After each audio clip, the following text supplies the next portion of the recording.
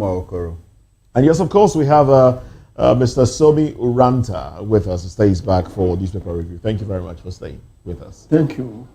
And also, Dele Fanimo, a reporter with years of experience. I usually call him seasoned reporter, but he has trouble with that. But anyway, thank you very much for staying with us. Yeah. Now let's dive into it. All right, we have very interesting stories from the dailies this morning. From the Vanguard newspaper, National Convention, PDP draws battle line with Wike's camp. And then the riders to that one. Wike's camp cites court orders, demands fresh congresses in Anambra, Ebonyi, Southeast, warns against micro-zoning of presidential ticket, others. You can't hold party to ransom. PDP fires back. There's Wike, Otom, Fayoshe, Ikpeazu, Ugwain, others to form faction. Mohammed, Fintiri, Wabara, Damagum talk tough. All right. That's the big story. That's the big story. The Wike faction, still holding PDP by the jugular, if you ask me. Well, let's talk about this, and then we get into other headlines on the cover page. Because this headline also appears on the cover page of The Punch.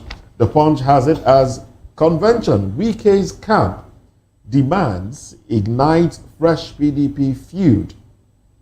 Makinde's camp, party governors, BOT reject FCT ministers' convention conditions.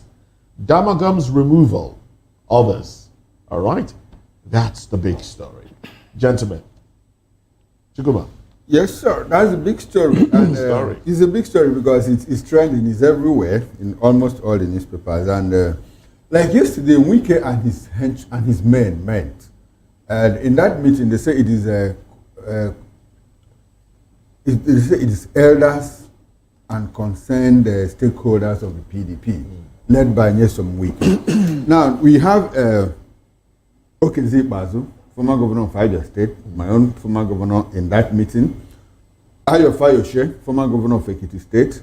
Samuel Otom, former governor of Benue State. And Ifeanyi Ugwuanyi, former governor of Enugu State. You also had Martin Amehule, the suspended the Speaker of Rivers State House of Assembly, also in that meeting. Now they said, look, okay, ahead of the convention that's been slated for Ibadan, November 15th, mind you, Wike had always said, look, I'm not aware that a convention is taking place in Ibadan because I'm a member of NEC, and NEC has never met to say there will be a convention, much less in Ibadan. But yesterday they had to recant and say, okay, let the convention go on the condition that the North Central retains the national chairmanship of that party. You know, the national chairmanship was in North Central in the person of Iyochiayu until the courts removed him. Now, Eli Adamagun had to step in as national vice chairman from the North. And he's from the Northeast, so he had to step in. And there's been this problem, for more than how many years now, you cannot at the same time, one region cannot produce the presidential ticket and the national chairman. That was the problem. That was what scattered the PDP more like. But unfortunately, or fortunately somehow, Wike had his way. Now, ahead of the Ibadan convention, Wike says, look, the slot has to return to the Southeast, to the North Central.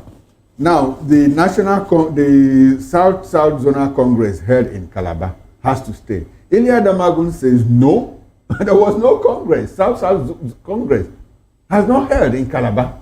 So that's a point of disagreement. Wike says the Ekiti local government congresses have to be conducted immediately before the convention. And he even have a problem with the Ali Odefa, the Southeast Zone chairman of the party and all of that. So what this tells, and the governors are saying, look, we are not cowards. No one person can dictate to us what happens in the PDP. But one person has been dictating for a long time. Now they are saying, look, he should not continue to do that. And Shey Makinde seems to, I was thinking before, this thing, is it some kind of decoy? Are they playing to the gallery? Is it public posturing? Are they working together? Until Wike came up and said, look, the so-called national chairman in the person of Ilya Damagum, who has been his man Friday. So at that point, I began to sense that there might be a crack in the wall between Wike and Damagum. And mind you, Damagum's substantive chairmanship will expire on November 15th, when a new one will be elected. So for Wike and his camp to say, look, okay, let the convention hold, on the condition that, to me, it's more like giving in. You know, they are now able to, they want to make compromise. They want to arrive at a consensus. Because he has always said, they have always said, we want to build the PDP ahead of 2027. But Nigerians are asking, we want to build a party, PDP, when you are insisting that, look, nobody should challenge, and that you have not seen anybody that will challenge Tinubu ahead of in 2027 election. So it's more like double speak. You want to build PDP, and you are in PDP supporting the presidential candidate of the APC. You know, so it's like there's a confusion there. And in the coming days and in the coming weeks, you will know, you know, it's like between the camps of Shea Makinde and Governor versus Nyesom Wike, who blinks first. We'll get to see that. All right, then. Go ahead, please, Mr. Oranta. Yes, you see, this whole thing, I don't know whether to call it politicking or politricking. But the thing is that Wike is not only in PDP, controlling PDP, having PDP in his pocket. He's also having APC, you know, the other part of him in APC. For example, in Rivers State, the just concluded local government election. APC won 20 local governments. Never heard of before. Yeah, last time we were told that APC won the presidential election. But we also maintain that his own local government and two other local governments, making it three, were left it for PDP. So you see, it's a man who is playing the kind of politics I've never seen nor heard of before. So PDP will have to be very careful. They have to be very, very careful if they are doing anything with Wike, because Wike has the party in his pocket, as it were. So they shouldn't just take it. I'm only going to be wondering who will want to go and contest under that party, because they will make a mess of the whole thing. Yeah, PDP. Because Wike will get his way as far as that party is concerned. Oh. Because he's not acting alone. He has powers, ultimate powers behind him as far as between now and 2027. He has ultimate powers behind him. Yes. All right, then. Let's have your thoughts now. I've never seen a play that does not have twists and turns. That's what makes it interesting. And that's why the heart of a play is when you establish conflict. And that is what they are playing. Wike is just enjoying himself and is acting the script given to him. And as long as he does that, he remains the poster boy of APC. And unfortunately, the only person that can contest with him, Naira for Naira, dollar for dollar, euro for euro, had left PDP. So the field is left for him alone. He's the only person that can challenge him. Also knows that he can never be given the ticket of PDP, which is Atiku. That's why he had to exit that party as quickly as possible. So right now, what they are doing is, all these things are just for the optics. They know that there is real trouble in PDP. And even those ones that are arraying themselves against Wike, you can never trust them. Makinde was once in the camp of Wike, and he was part of the entourage that went to meet Tinubu in London, prelude to this last election, even as a PDP stalwart. You know what? In fact, what Makinde did to technically cross over to APC before that election was clearly an anti-party activity. One, he sacrificed his deputy governor then by removing him because he was not too sure if he would hold the state for him while he's away. He went on leave, he first flew to America, waiting for the day of that meeting in London, removed his deputy, brought in somebody who is more pliant to the State House as deputy governor, went to that meeting, and there was a pact. And he acted that script to the letter. He delivered Oyo State to APC. And at that point, even Teslim, who was running against him in the governorship election, felt it was a done deal. But 2 weeks after, the table changed. And Makinde won far beyond any other person that had ever ruled Oyo State since 1999. So how could they have not turned full circle, if not that it's plain? For me, I have never believed, and I would never believe a politician. As far as I'm concerned, I will never. Okay, Moses, sorry. When you say that the only person that can match Atiku, Wike, Naira to Naira, dollar to dollar. Yes. You know, it's curious to understand that we have 10 PDP governors as we speak. How many of them have the heart of PDP? Some of them are just waiting for the right time to move over to where? To APC. To APC? Yes. You'll be surprised. Even in the north? Yes, you'll be surprised. Or to the ADC? ADC. Or to APC? Even, let me tell you. It's funny how you dismiss this ADC. Well, tell us what you know. What more do you know that we don't know? You see, for a political party that is riding on the mantra of coalition to wrestle power from an incumbent, by now, there should be an arrowhead within, around, that will be the hub, around which the party will be revolving. Up to today, there is no arrowhead in ADC. And don't think that election is too far, because it's about less than 2 years away. But I can tell you, at this time, in 2014, everybody knew that it was Buhari. Okay, and for the elections that are held in 2015. Yes. So we are still in 2025. 25. So what is Atiku? The polity was not heated. The polity was not heated until late 2013. And it's a repeat of this is what we are seeing now. I expect that ADC would have settled for a candidate that would be the poster person of that party. And then we now begin to see how people are drifting towards that person. But as of today, you don't think it's Amechi is still talking. They are even thinking of Jonathan, even in ADC. Atiku is there. Rufai is there. And all these people, they are also... By the time the primaries are done, we'll know. We'll know who... So, even before don't you think that this is... Must we know? I said, before the primaries in 2014, no, don't we you knew think that must they play the APC? Must they play the APC script? Tell me any script that is different from what we have been seeing in 1999. Tell me. All right. No. We are talking about. Let's go to Benin. We have Comrade Colin Samadi with us. He joins us again. Comrade, welcome back. What's your reaction to this headline? The PDP's brouhaha. I know you're happy, but let's tell me how happy you are.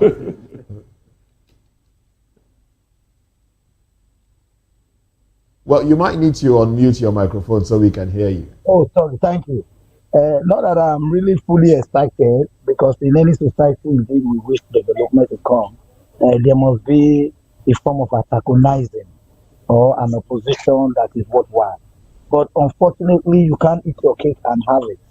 When an opposition chooses to become a bed ball, what would you do? You can't force them to be responsive.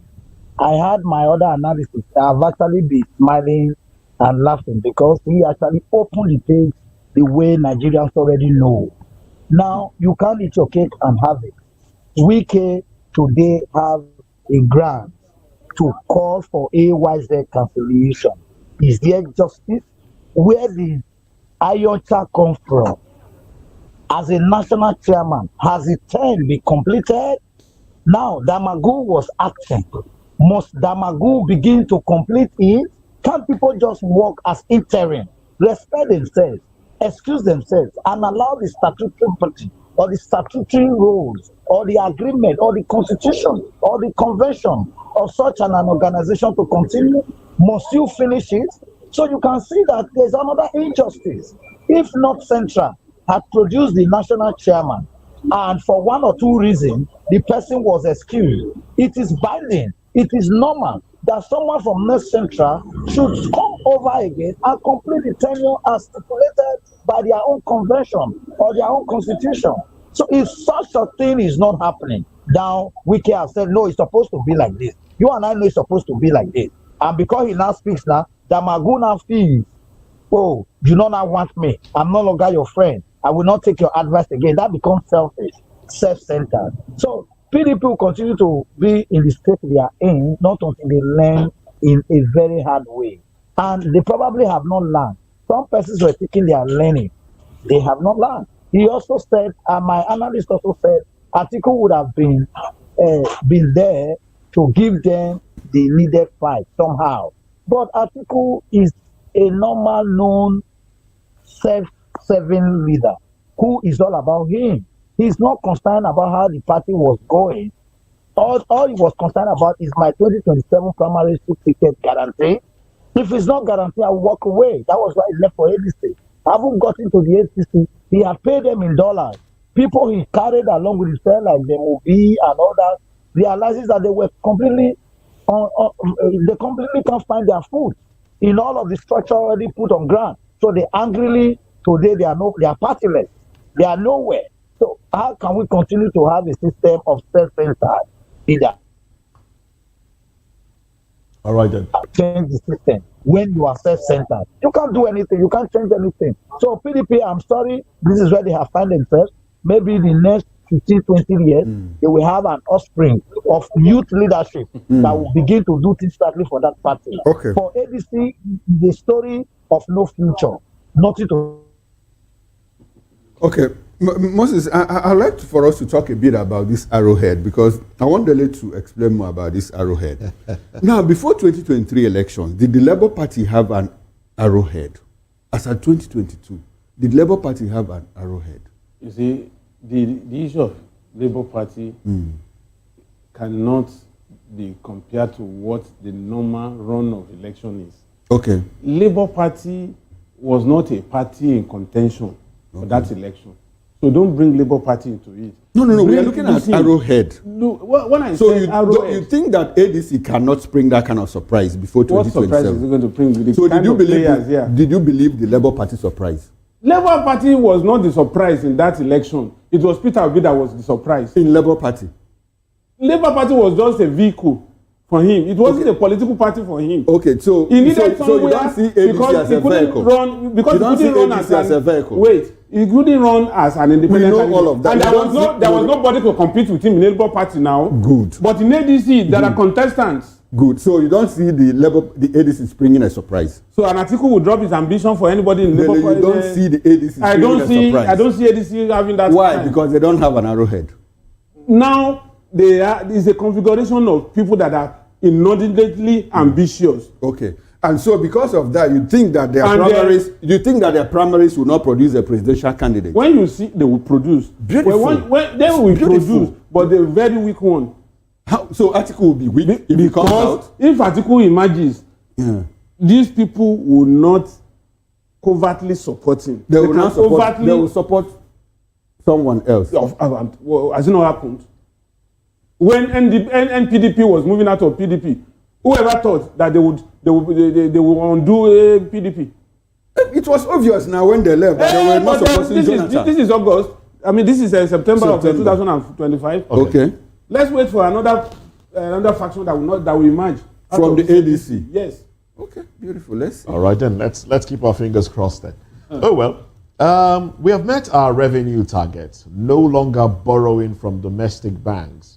This is coming from the President Bola Tinubu, yesterday when he addressed the CPC faction within the ADC. But let's go a little within deeper. The APC. Within the APC, I beg your pardon. Thank you very much. Now let's go. See, ADCs. You are the arrowhead of ADC. Okay. All right. Let's go into that story a little bit. It says, President Bola Tinubu yesterday. His administration he said that his administration has met its revenue target for the year, primarily from the non-oil sector. Now, he said the government was no longer borrowing from domestic banks, adding that what the administration needed to do now was create jobs for the people. Speaking when he hosted the Buhari organization, that's TBO, the Buhari organization, made up of defunct Congress for Progress Change, CPC, led by the former governor of Nasarawa State, Senator Umaru Tanko Almakura, whose members were on solidarity visits to the seat of power. Tinubu told his supporters not to allow anybody threaten them over 2027 elections. He said the economy was stabilized and that nobody trades piece of paper for exchange rate anymore. The president said the visit brought back the memory of the beginning of the alliance of the legacy political parties when they sat down to fashion out the way to follow. He says, he's quoted as saying, "We disagreed to agree. We even argued on symbol. When I see people like you, my determination is to work harder," he said. Okay, but the crux of this matter here is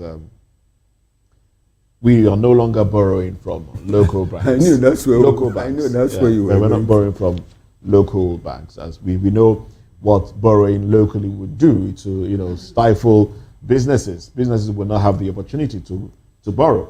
Interest rates, of course, will be a lot more higher if you're borrowing, we're locally. But we're still borrowing, from we're still borrowing from abroad. Yes. There's no money to borrow locally. And again, the money you want to borrow locally is going to be in Naira. And these guys in power don't touch Naira. So they prefer to borrow abroad, from foreign banks, foreign organizations, agencies. And this money comes in dollars. So that is dollars and yen. Yeah, yen and Euro. What have you, renminbi. But the thing is that every country that, even every individual, if you go at borrowing, you also go at sorrowing. The way we are going, if we're not borrowing, if the country is rich, why are our embassies suffering, going through threats of eviction? Why are the workers, in those foreign missions not paid their salaries? Why are the universities having problem, threatening to go on strike? Virtually all the labor unions are threatening to go on strike. See, governance is beyond just this grandstanding.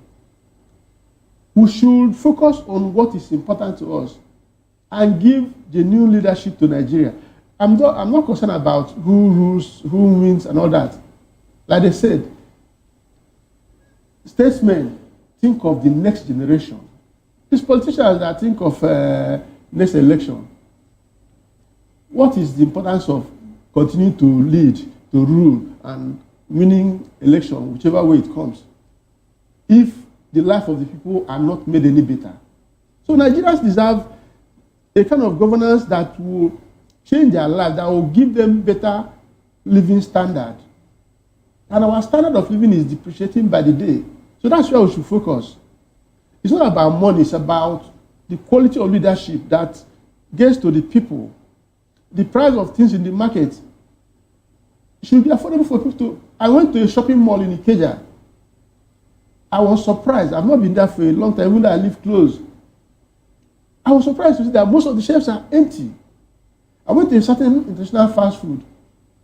It was dried up. And that was on a weekend. I said, what is happening? We are in trouble in Nigeria. And we need people who are on the saddle to do a serious job, fold their sleeves, stay back home, and do things that will benefit Nigerians. Otherwise, there'll be trouble. I'm smiling. I had this conversation with somebody over the weekend, talking about supermarkets and marketplaces looking dry and all of that. And we're arguing, saying, there's no money. And we were somewhere, at a pub. And I told my friend, I said, look around. There's no money, but this place is filled up. people are still drinking. People are still. So how do you relate it? Their problems in the green bottles. What are they doing? That's what we are doing. Yes. So we bury our problems In the green bottles. Okay. At least for there's a respite within that moment. When they sleep, after some time, some hours, they can come back to it. At least it's a way of staying alive. Okay. All right then. Let's have your thoughts on this headline, please. You see, We're no longer borrowing. That we are not borrowing from the local scene is, I think it's a notch towards getting it right. So we met the target in August. If we have a target for the whole year, and you are meeting that target in August, I think it's a plus. If their statistics are right. Let's not move away from the. And we're talking about the non-oil non-oil export. Yes, but let's also look at the venue where this statement was made. What is the significance of the president meeting with? No, you don't have to. You don't have to hazard. Organization. You don't have to. You don't have to hazard a guess on that, because, like it or not, when Buhari was alive, let me just throw this question: Is this a fear of the ADC? It couldn't have been a fear of the ADC. You don't think so? You see, let me tell you, nobody in the South can win an election without the input of the North. And Buhari has this cult followership. Even in death, he still has it. And rather than playing the social media, the best approach that would have probably availed Tinubu is what he's doing. I said it about a week here that, look, all this grandstanding on social media is not going to help anybody. Politics is a door-to-door thing.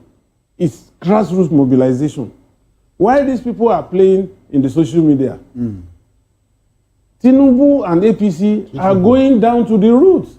You do know the significance of having one-on-one with CPC without court followership. And then somebody who is taken as an actor, how many people in the North have access to social media? With the likes of Marafa and some others, moving away from the APC, well, they haven't told us where they will be, but then a lot of northern political elites seem aggrieved with the APC already. Do you think a one-on-one is enough to win the CPC faction? Understandably, nobody satisfies wants. You can only meet needs.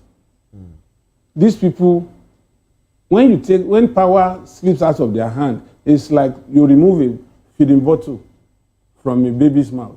There's no way the baby will not cry. Okay. The thing is this one-on-one meeting between the CPC bloc of APC and the president, it has a background. You know why this meeting was called?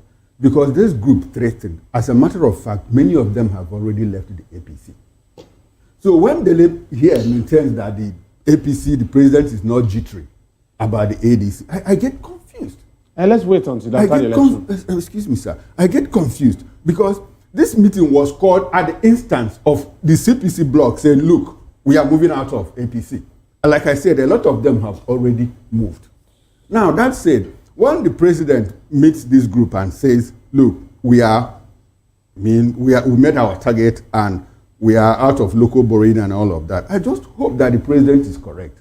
Because the president has said quite a few things that are incorrect in the past days. On his personal handle, social media handle, he put out information that were largely incorrect. Embarrassingly, they had to be pulled down. This is not the first time, and I hope it doesn't happen again. And when you say the people that are playing on social media, who else is playing on social media bigger than the APC? Bayo Onanuga, Daniel Buala.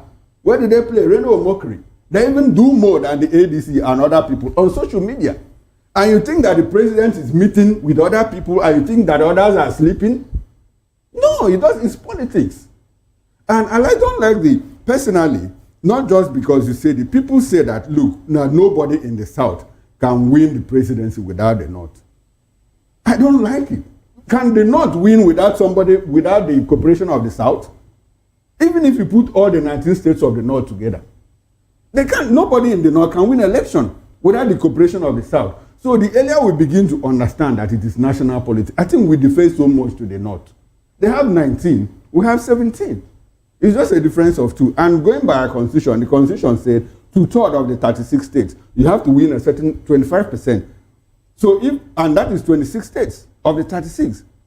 So it's more like a handshake. There must be a handshake across the Niger, you know, either to the east or to the west. The North alone cannot do it for themselves. All right. Comrade Collins Amadine. I'm here. Go ahead. Shoot your shot. I think Chukuma has said one of the part that have interested me quite a time, where we begin to arrogate so much power to some persons. Yes, the president, first, let me quickly appreciate the fact that he has been able to tell Nigeria at the level of his economy reform that this is where I am, that we can no longer borrow locally. Whether internationally they are still borrowing is not the issue.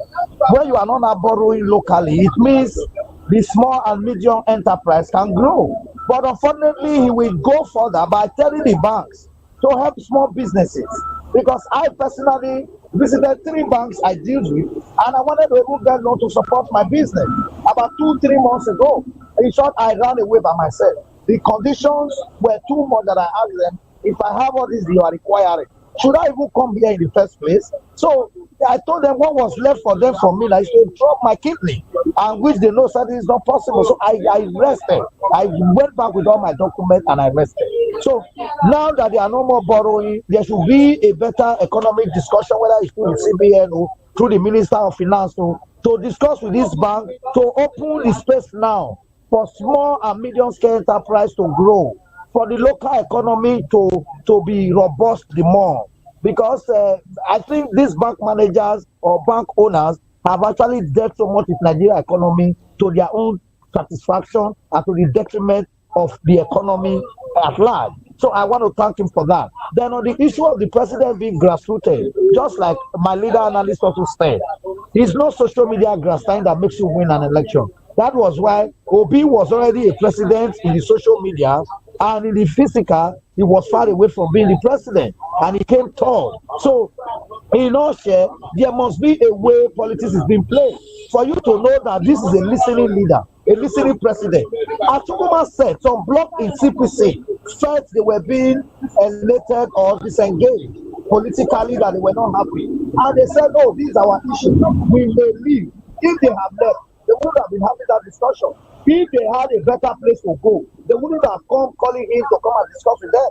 They know it's painful for them to leave. Where they are going to go, they are not also sure. They want somebody, go, Daddy, please talk to me now. I want to go. Certainly Daddy will tell you not to go, because democracy is about number. So Daddy has met with them, probably pacified them. But these same people, when Buhari was president under the CPC flag, they didn't talk. They didn't make noise. When Buhari administration compressed the APC as if they never existed, you know. But it's okay, it's fine. Thank God we have a president. Comrade Amadin, I would have been surprised if you finished your intervention without mentioning Peter Obi's name. Looks like he's the nightmare to APC. Peter Obi is my former friend. Why is he? Why did you part ways with him? Because he couldn't give accountability of the money that we were raised for in his campaign. And when his people asked him for accountability, he started fighting Abure and others. And that was not good for someone who wants to be a leader. You said, let the masses contribute 100 naira. They did. Now tell them how you spend their money. What is the balance? And where are you keeping the balance? Okay, so I'm happy that you are happy with the accountable standards, the accountability standards of the current president, who is also your friend and your party leader. That is why I'm saying that he speaks to the people. When the people call him, he doesn't fight his party people. He listens to them, he hears from them, and they're robust. And since he came, I can tell you the president have had up to 7 different major meetings with the party. with the party, both the youth wing, the media team, and all of them, explaining and telling them, here I am. This is where I have been. This is where I intend to be. Please, let us push this thing together. I am not saying it's perfect, because there is no perfect human being. Okay. But in all fair, leadership is by way of a discussion. All right, and discussing. Why All others right. cannot discuss? When you Okay. accuse them, instead of them to discuss, Okay, they let will me take stay- the person to court. Let me stay with you as we get into another conversation. Now, this is taken from the Punch newspaper still. It's one of the window headlines there. Okay, you can't see it on the screen because that's really scrambled.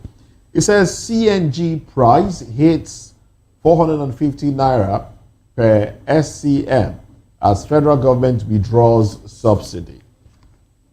Comrade Collins Amadi, subsidy on CNG has been removed and the price of CNG is already going up. What's your take? The section have just hit the CNG section now, and within the period of time, people will also adapt, and the fruit that comes from there are to help to begin to build all the lot of deficit in the infrastructure, human capital.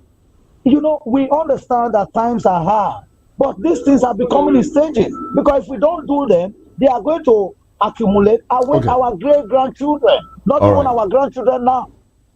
All right. So subsidy have been a way where people in government have been defrauding the people. Now, if you now tell us now there is no more subsidy in CNG, tomorrow we hope not to hear that a certain amount have been earmarked for subsidy for CNG. But God helping all of us, we will survive, just as every other nations are trying to survive. But with the reform already on ground, I can assure you, in the next few months, things will be better. Like in Edo, for example, I'm by the side of my restaurant right now, and I am so surprised. I'm seeing the governor doing magnificent work on this old road, old supply road, that nobody ever. If you ask me to turn it down, we turn. You see the bulldozer, all of them working. That is part of what the removal of subsidy can do. That's All right. why in my local kitchen, I am seeing infrastructure going on. All right, You permit then. me to turn it? Can I turn it for you to see? Well, yes. Let's just see what's going on there. Okay, let me do that. All right then.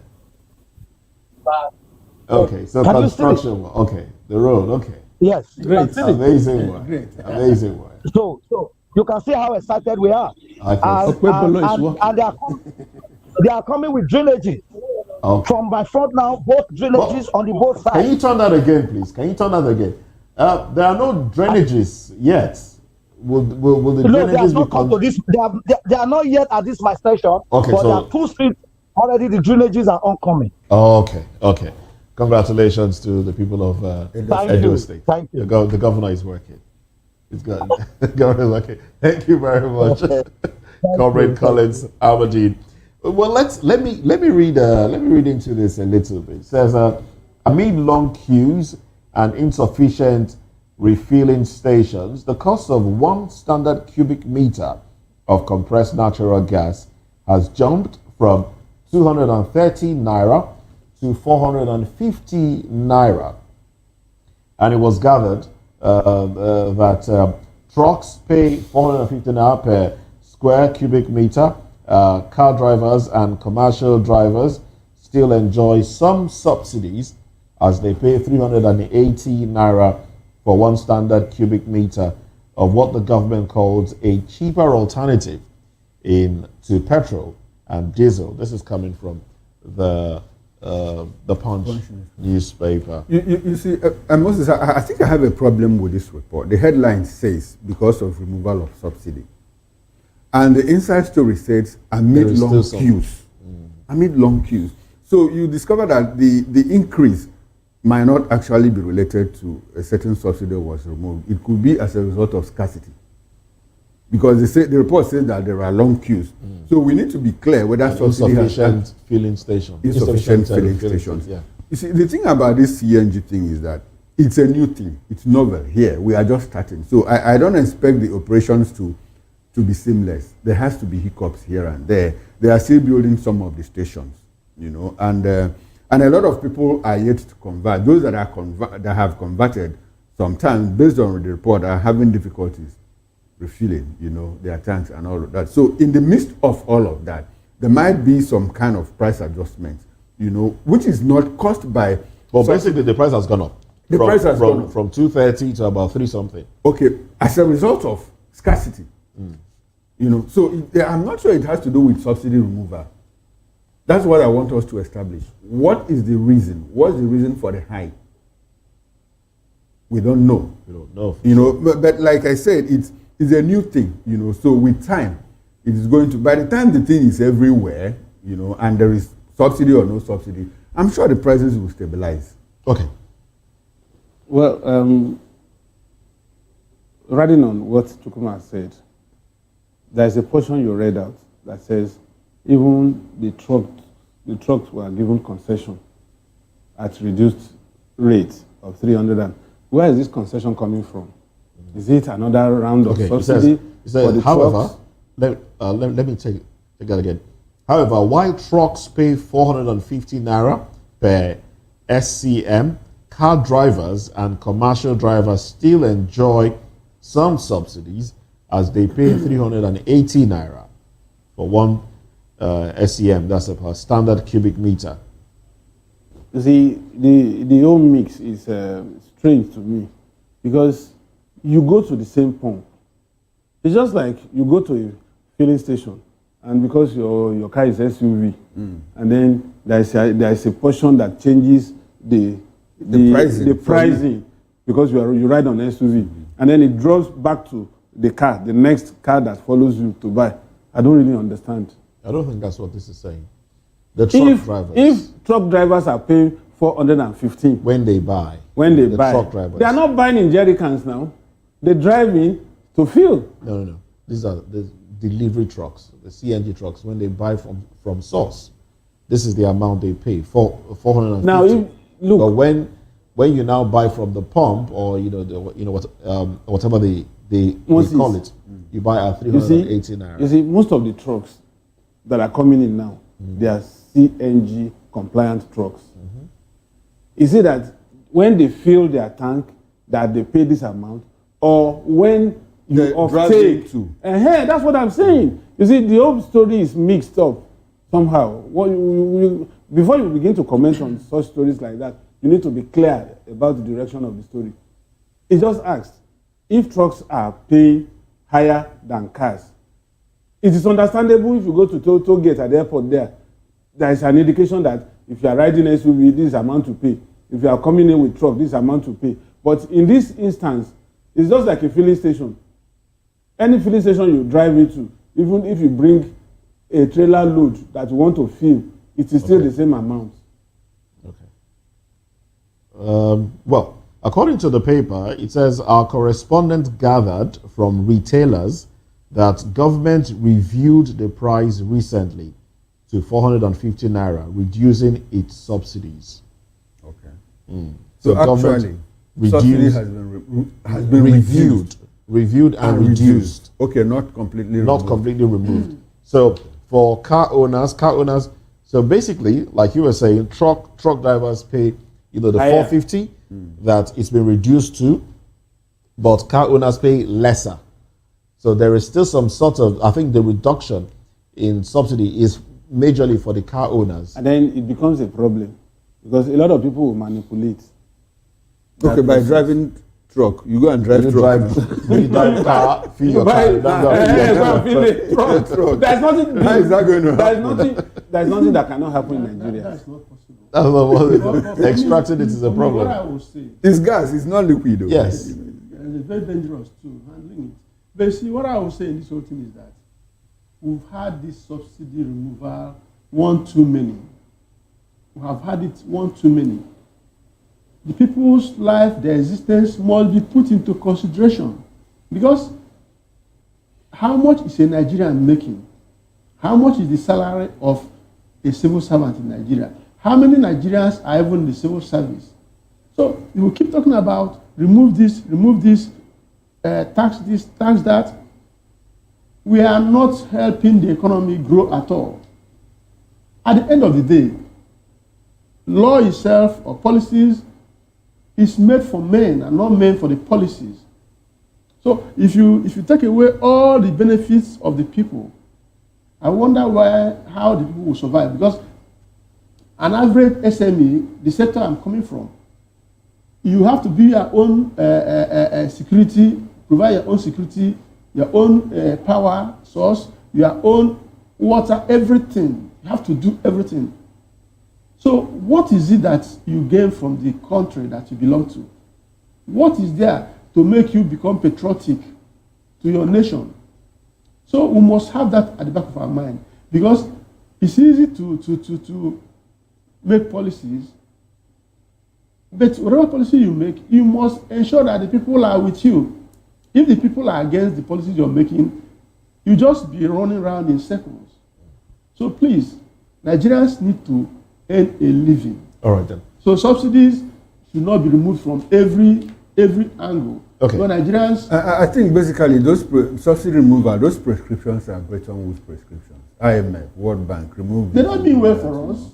They don't mean well for us. So why are we buying into all of that? Because we want them to give us loan. Want them to, because every loan, every money, even aid given to you comes with comes with some conditions, whether spelled out or not. I always remember the Godfather. He says every gift, every act of help is handed over to somebody has a tiny string Attached to it. between you and the beneficiary. So whenever he needs it, he can pull back on those strings. Called the favor. Just little by little, you are being influenced. Anyway, it's a good thing that the president told us, like, look, we are done with local borrowings. And I hope that in the coming months that we'll be done with external borrowings too. If we pay off the 200 and something trillion naira that we are owing.